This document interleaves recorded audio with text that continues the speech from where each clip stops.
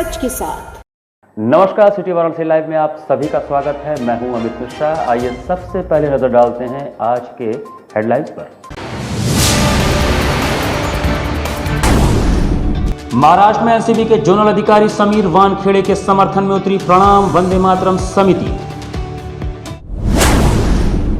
बांग्लादेश में हिंदुओं पर हो रहे हमलों के खिलाफ मुस्लिम महिला फाउंडेशन ने जताई नाराजगी, किया प्रदर्शन। उत्तर प्रदेश आंगनबाड़ी कर्मचारी कल्याण एसोसिएशन के बैनर तले शास्त्री घाट पर धरना प्रदर्शन।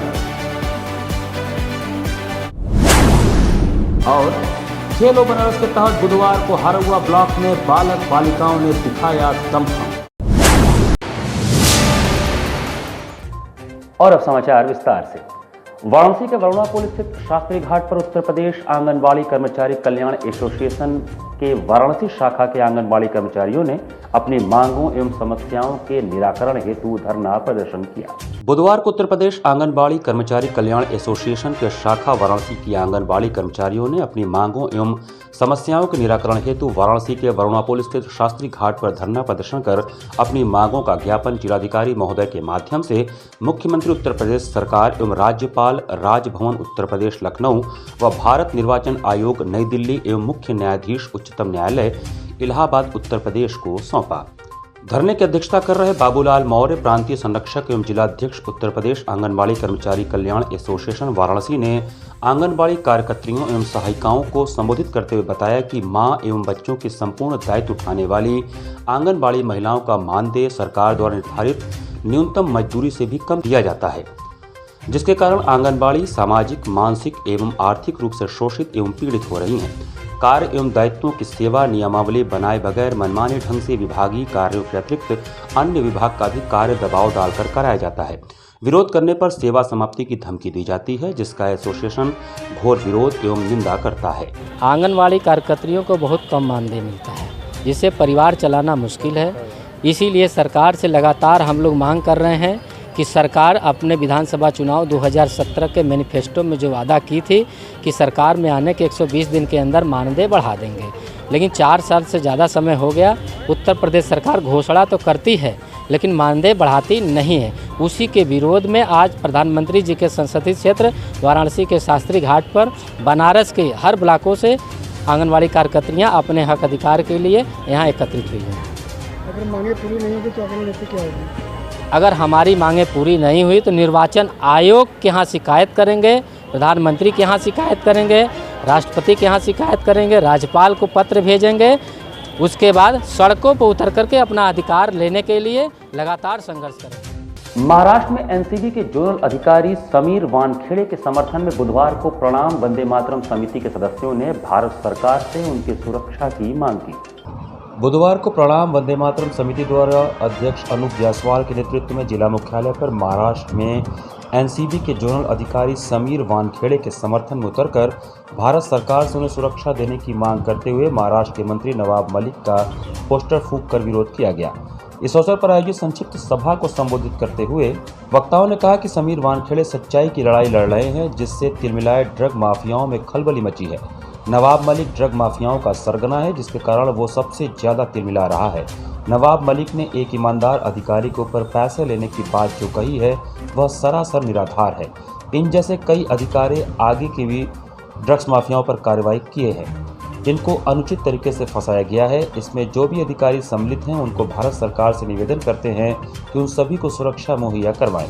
इस कार्यक्रम का नेतृत्व अध्यक्ष अनूप जायसवाल, संचालन सोमनाथ विश्वकर्मा, धन्यवाद ओम प्रकाश यादव बाबू ने किया। कार्यक्रम में पार्षद शैलेंद्र श्रीवास्तव मुन्ना, पार्षद मदन दुबे, अनूप गुप्ता, एडवोकेट मंगलेश जायसवाल, धीरेन्द्र शर्मा, सिद्धनाथ गौड़, अलगू, जय विश्वकर्मा, गोलू, विपुल पाठक, प्रितोष यादव, आनंद गोस्वामी, सुजीत प्रजापति आदि उपस्थित थे। और नवाब मलिक जो महाराष्ट्र सरकार का एक मंत्री ड्रग माफिया के रूप में महाराष्ट्र में काम करता है, उसका हम पोस्टर फूंक करके अपना विरोध दर्ज कराए हैं और समीर वानखेड़े जी के समर्थन में उतर करके हम सब ने भारत सरकार से मांग की है कि उनकी सुरक्षा सुनिश्चित करें, ताकि वो निष्पक्ष होकर के जांच करें और ड्रग्स माफिया के सिंडिकेट को ध्वस्त करने का काम करें। और जो भी उनके ऊपर आरोप लग रहे हैं, ये आरोप ध्यान भटकाने के लिए जांच को किया जा रहा है, क्योंकि इतने दिनों तक आरोप लगाने वाले सामने नहीं आए। आज जांच एक स्तर पर पहुंचा है, एक बड़े अभिनेता का बेटा जो फंसा हुआ है और उसके माध्यम से जांच ऊपर तक जा रही है, कड़ी जुड़ती जा रही है। तो जो ड्रग्स माफिया नवाब मलिक के दामाद भी इसमें फंसे हुए थे और इसी से तिलमिलाया हुआ वो ड्रग्स माफिया नवाब मलिक उनके ऊपर अनर्गल आरोप लगवा रहा है पैसे के बल पर। लेकिन ये ज़्यादा दिनों तक चलने वाला नहीं है। महाराष्ट्र सरकार पूरी तरह से एकदम ड्रग्स माफिया और माफियाओं के सिंडिकेट में है। आज तक महाराष्ट्र का गृह मंत्री लापता है, जो वसूली में था, उसकी खोज नहीं हो रही है। महाराष्ट्र का कमिश्नर परमवीर सिंह लापता है, जो एक पत्रकार को पकड़ करके जेल में डालता है, लेकिन उनके ऊपर कार्रवाई नहीं, उनको महाराष्ट्र सरकार नहीं खोज पा रही है। एक ईमानदार अधिकारी के ऊपर अनर्गल आरोप लगा करके उनको प्रताड़ित करने का काम कर रही है। सुबह बनारस क्लब, लक्ष्मी हॉस्पिटल एवं हरिश्चंद्र बालिका इंटरमीडिएट कॉलेज के संयुक्त तत्वावधान में कोरोना महामारी काल में गंभीर रूप से कोरोना के शिकार मरीजों के फेफड़ों में आए विकार, स्वास्थ्य संबंधित सुधार और वायु प्रदूषण को देखते हुए काशी वासियों से दीपावली पर पटाखे न फोड़कर केवल दीप जलाकर त्योहार मनाने की अपील की गई। कोरोना महामारी काल में गंभीर रूप से कोरोना के शिकार मरीजों की लंबी तादाद, कोरोना से ग्रसित मरीजों के फेफड़ों के अंदर आए विकार, उनके स्वास्थ्य संबंधित सुरक्षा, नगर में बढ़ते प्रदूषण को देखते हुए काशीवासियों से आगामी पर्व दीपावली पर पटाखा न फोड़ने एवं सिर्फ मिट्टी के दिए से दीपोत्सव दीपावली मनाने की मार्मिक अपील के साथ सामाजिक संस्था सुबह बनारस क्लब, लक्ष्मी हॉस्पिटल एवं हरिश्चंद्र बालिका इंटरमीडिएट कॉलेज के संयुक्त तत्वावधान में संस्था के अध्यक्ष मुकेश जायसवाल, लक्ष्मी हॉस्पिटल के प्रबंध निदेशक डॉक्टर अशोक राय, महासचिव राजन सोनी एवं कॉलेज की प्रधानाचार्य डॉक्टर प्रियंका तिवारी के संयुक्त नेतृत्व में मैदागन स्थित हरिश्चंद्र बालिका इंटरमीडिएट कॉलेज के प्रांगण में जीवन के लिए सांसें हैं जरूरी, पटाखों से बनाओ दूरी के नारों के साथ स्कूली छात्राओं के हाथों में पोस्टर, बैनर एवं प्रतीकात्मक रूप से मिट्टी के दिए लेकर शपथ दिलाया गया कि वह इस बार की दीपावली पटाखा न फोड़कर मिट्टी के दिए के साथ मनाएंगी और उसके लिए दूसरों को भी प्रेरित करेंगे। उपरोक्त अवसर पर बोलते हुए संस्था के अध्यक्ष मुकेश जायसवाल व लक्ष्मी हॉस्पिटल के डॉक्टर अशोक कुमार राय ने कहा कि दूसरी लहर के तहत आए अप्रैल मई माह के काल ग्रसित कोरोना काल के महामारी ने कितने लोगों की बलि लेने के बाद गंभीर रूप से शिकार हुए लोगों को ऑक्सीजन की कमी और संक्रमित फेफड़ों की बीमारी के कारण मौत रूपी काल के मुहाने पर लाकर खड़ा कर दिया था। ईश्वर की कृपा से बचे ऐसे लोग नाना प्रकार के फेफड़ा एवं सांस संबंधित बीमारी से अभी भी त्रस्त है। ऐसे में जन जागरूकता के तहत हमें शपथ लेना होगा कि इस बार की दीपावली पर हम ना तो पटाखा फोड़ेंगे और ना तो किसी को अपील के माध्यम से फोड़ने देंगे।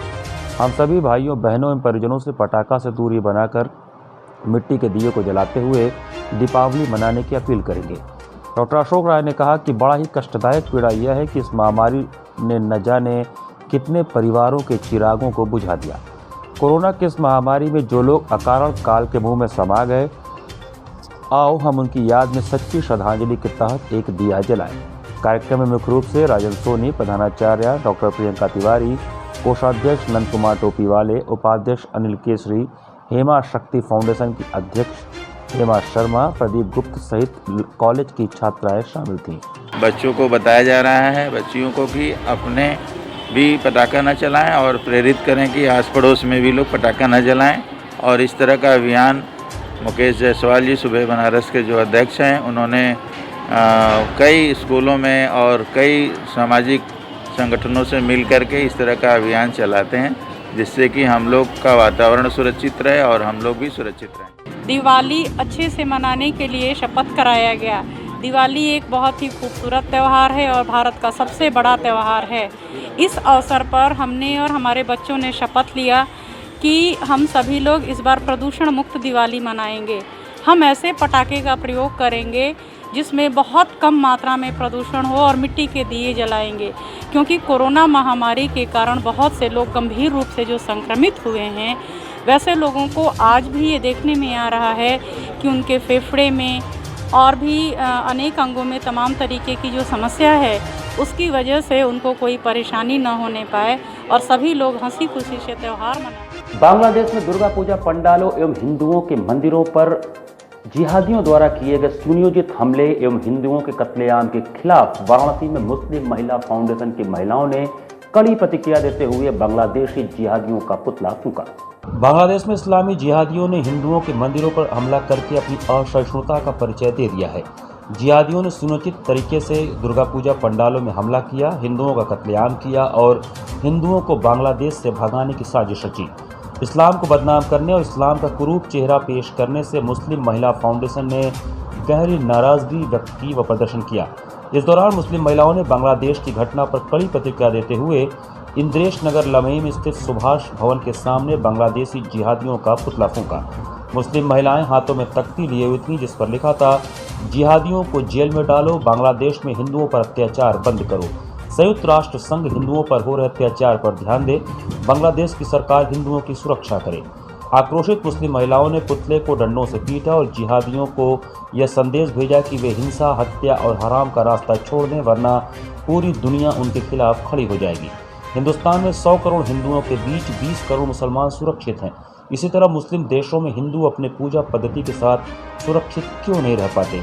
यह इस्लामी जगत के लिए बहुत बड़ा सवाल है और पूरी दुनिया को अब मंथन करना चाहिए।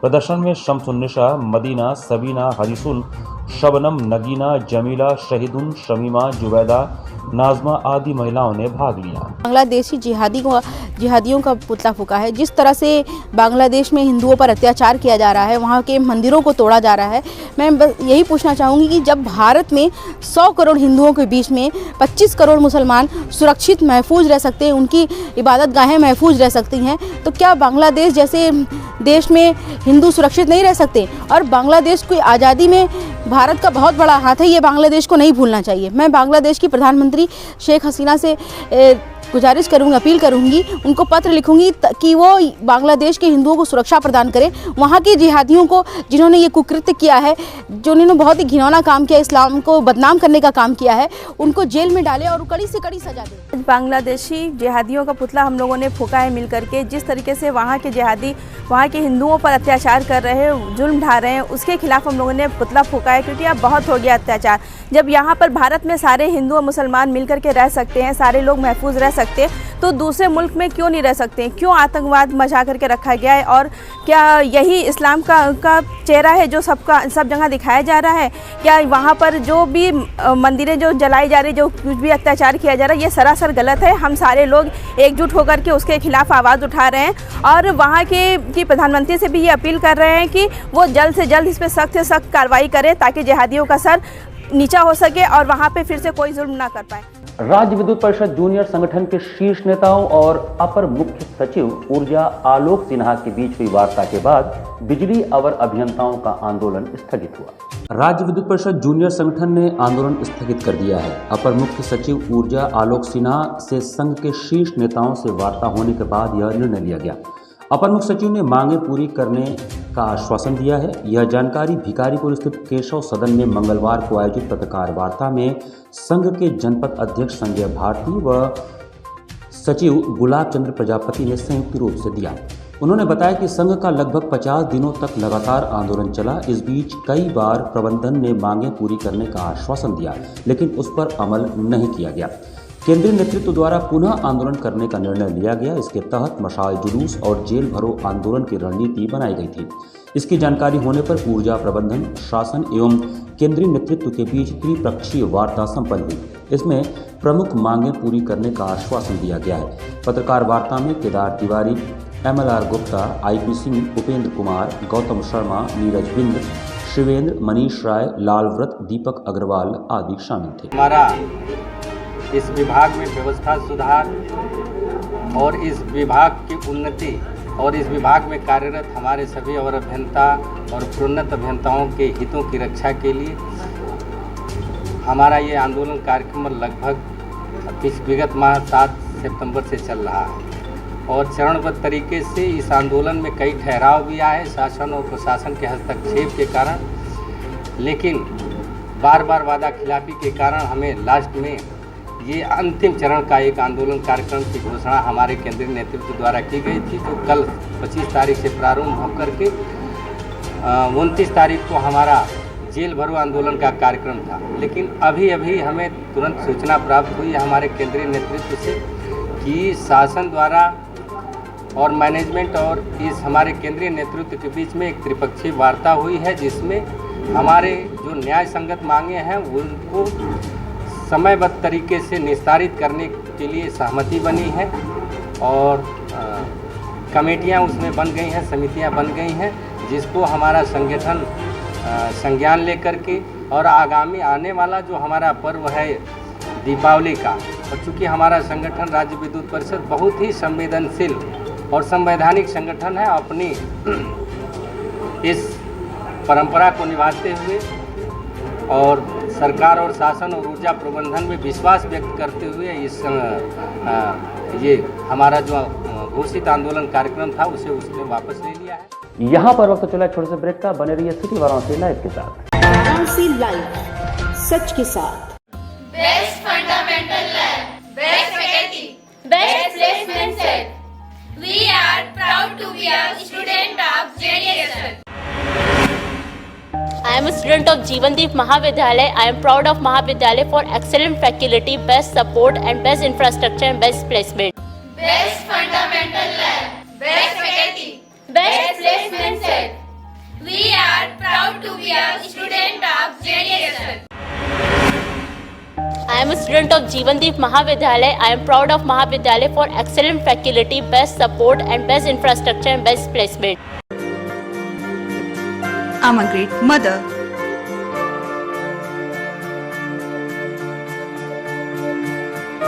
I'm living a life with purpose. Because I'm providing the best education to my child. And that's the Swami Harsevanand Public School.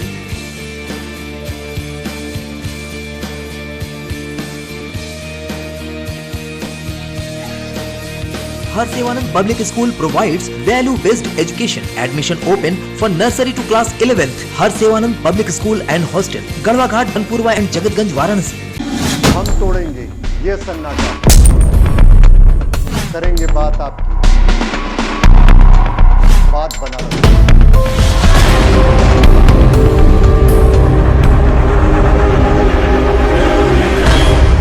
पूछेंगे सवाल, उठाएंगे मुद्दे, करेंगे बहस, होगा मुकाबला आमने सामने, ताकि सच जिंदा रहे। बेबाक बहस। कोरोना वायरस ने देश में एक बार फिर से रफ्तार पकड़ ली है।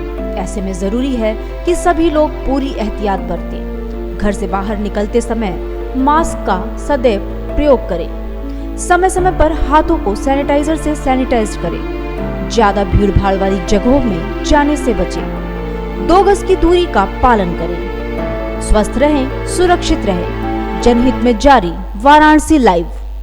वाराणसी लाइव, सच के साथ। ब्रेक के बाद आपका स्वागत है।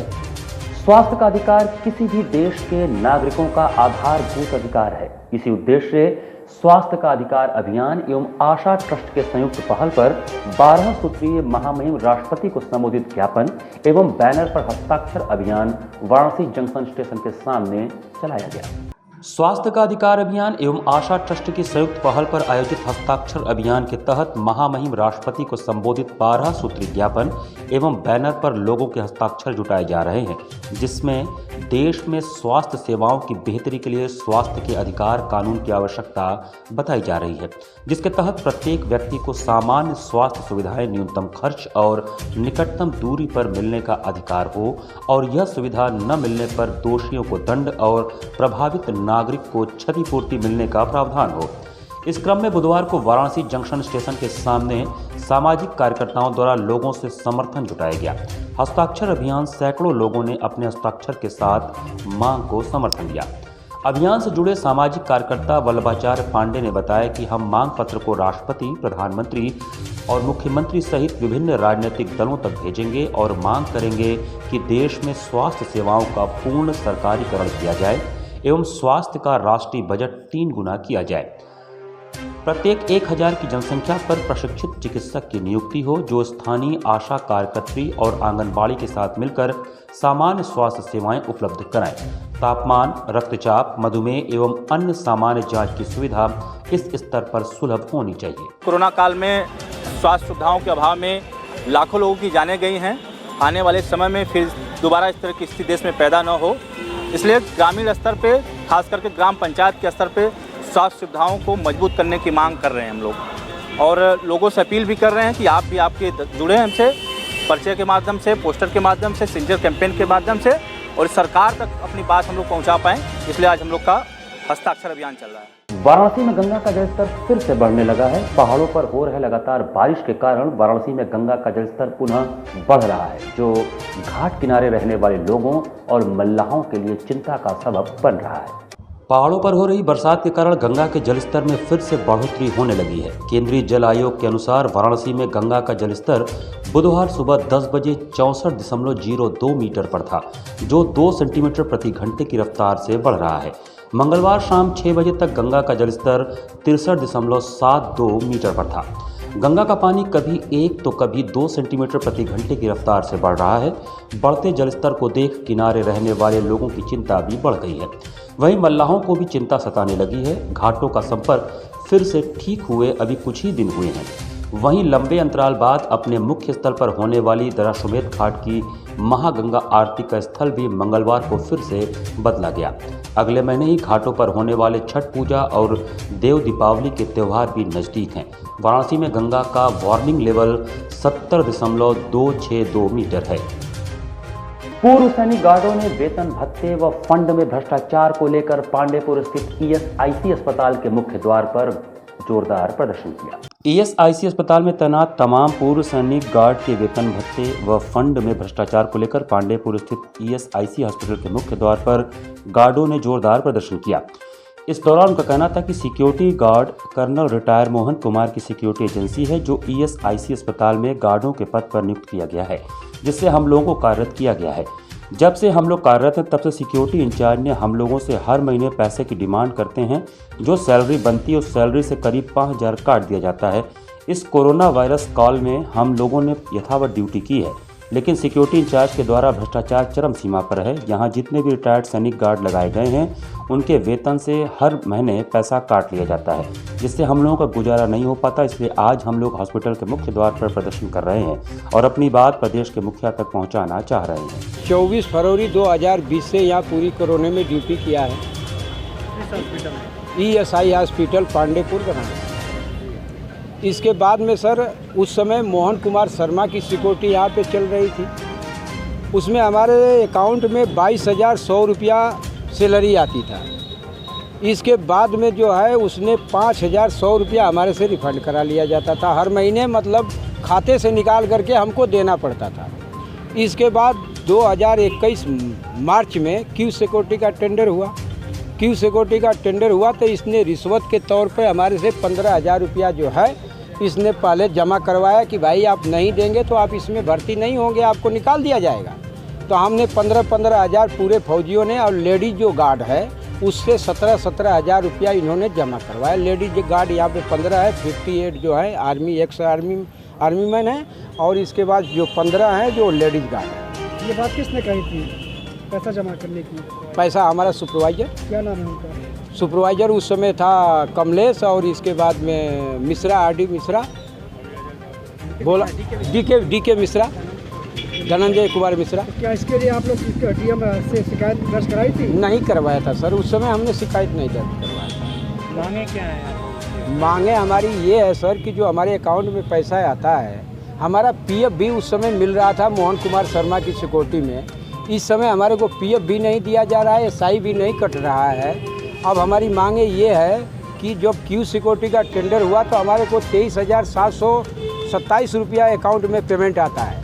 ये अभी 18,000 रुपया दे करके 5,727 रुपया वापस करा लिया जाता है। लेडीज गार्ड है उनके खाते में 18,200 रुपया आता है। उनसे क्या है कि 11,000 रुपया दे करके उनसे 7,200 रुपया उनसे वापस करा लिया जाता है। और हम रिपोर्ट करने के बाद में कि भाई हमको PF चाहिए, हमारे SI नहीं कट रहा, तो बोलते हैं कि आप कल से ड्यूटी पर नहीं हैं। सीधा से ये बात किसने कही थी? हमारा सुपरवाइजर करता है। तो अब आप क्या चाहते हैं? हम ये चाहते हैं कि सर भ्रष्टाचार जो यहाँ पे हो रहा है उसके खिलाफ कार्रवाई हो, और जो हमारा पैसा ये जो ले रहे हैं ये 9 लाख रुपया पर मंथ हो रहा है। ये 9 लाख रुपया किसके खाते में जा रहा है उसकी हम जांच चाह रहे हैं सर, कि ये हमारा जो पैसा लिया जा रहा है ये कौन ले रहा है। अगर आपकी मांगे पूरी नहीं होगी क्या करेंगे? पूरी नहीं है हमारी धरना।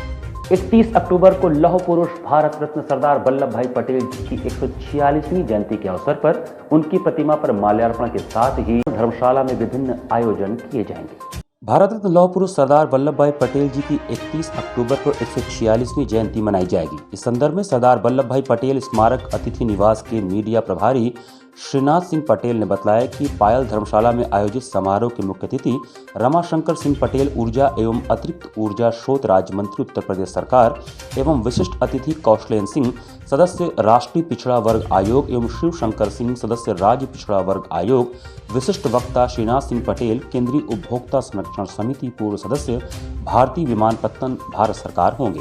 समारोह का शुभारंभ दिन में प्रातः 12 बजे मलदैया स्थित पटेल प्रतिमा पर संस्था के पदाधिकारीगण, सदस्यगण व आमंत्रित अतिथिगण द्वारा माल्यार्पण से होगा। 3 बजे से पटेल धर्मशाला में वक्ताओं द्वारा पटेल जी के जीवन पर प्रकाश डाला जाएगा। सायं 4 बजे मुख्य अतिथि द्वारा संस्था द्वारा प्रकाशित स्मारिका का विमोचन किया जाएगा। लौह पुरुष सरदार वल्लभ भाई पटेल की जयंती प्रतिवर्ष पटेल स्मारक अतिथि निवास में मनाई जाती है। इस वर्ष भी 31 अक्टूबर को रविवार को पटेल जयंती समारोह का यहाँ आयोजन है। मुख्य कार्यक्रम पटेल स्मारक प्रांगण में है, लेकिन सर्वप्रथम यहाँ से एक जुलूस के रूप में हमारे जो पदाधिकारीगण हैं, कार्यकारिणी के सदस्य, अन्य लोग भी जुलूस के रूप में यहाँ से मलदैया जाएंगे। वहाँ पर आदमकद पटेल जी की मूर्ति पर जो माल्यार्पण करने के बाद यहाँ लौट आएंगे। हमारे मुख्य अतिथि श्री रमाशंकर सिंह पटेल ऊर्जा राज्य मंत्री एवं जो है शिव शंकर सिंह राज्य पिछड़ा आयोग के सदस्य, कौशलेन्द्र सिंह जी राष्ट्रीय पिछड़ा वर्ग आयोग के सदस्य विशिष्ट अतिथि हैं। इन्हों आने के बाद सर्वप्रथम जो है प्रज्वलित करके कार्यक्रम प्रारंभ होगा। खेलो बनारस के तहत हरौआ ब्लॉक में विकास इंटरमीडिएट कॉलेज के मैदान पर एथलेटिक्स, खो खो, कबड्डी, वॉलीबॉल, भारोत्तोलन व कुश्ती में बालक और बालिकाओं ने दमखम दिखाया। खेलो बनारस के तहत बुधवार को हरौआ ब्लॉक में बालक बालिकाओं ने एथलेटिक्स, खो खो, कबड्डी, वॉलीबॉल, भारोत्तोलन व कुश्ती में दमखम दिखाया। सभी मुकाबले विकास इंटर कॉलेज के खेल मैदान पर खेले गए। प्रतियोगिता का शुभारंभ जिला पंचायत अध्यक्ष पूनम मौर्य, भाजपा नेता विपिन सिंह, बेसिक शिक्षा अधिकारी Rakesh Singh, international athlete Neeru Mishra, block प्रमुख जितेंद्र कुमार उपाध्याय सहित अनेक गणमान्य लोग मौजूद थे। विकास इंटर कॉलेज के प्रधानाचार्य अशोक कुमार सिंह ने अतिथियों का स्वागत किया। शिल्पी सिंह ने कार्यक्रम का संचालन किया। जो कि एक नई पहल है। मैंने बचपन में खेला था, जब हम लोग ग्रामीण खेल प्रतियोगिता होती थी या युवा कल्याण विभाग कराता था। ये सब चीज़ें खत्म हो गई थी और एक बनारस में मेरे ख्याल से एक नई शुरुआत हुई कि ग्राम स्तर से लेकर के ग्राम पंचायत, उसके बाद अब ब्लॉक स्तर पे बच्चे खेल रहे हैं। तो हमारी प्रतिभाएं हमारे देश की ग्रामीण स्तर पे ही बसती है। तो निश्चित ही ये खेल प्रतियोगिता नए उदीयमान खिलाड़ियों को खोजने में। इसी के साथ सिटी वाराणसी लाइव का यह संस्करण यही समाप्त करते हैं। मुझे दीजिए आज्ञा। नमस्कार।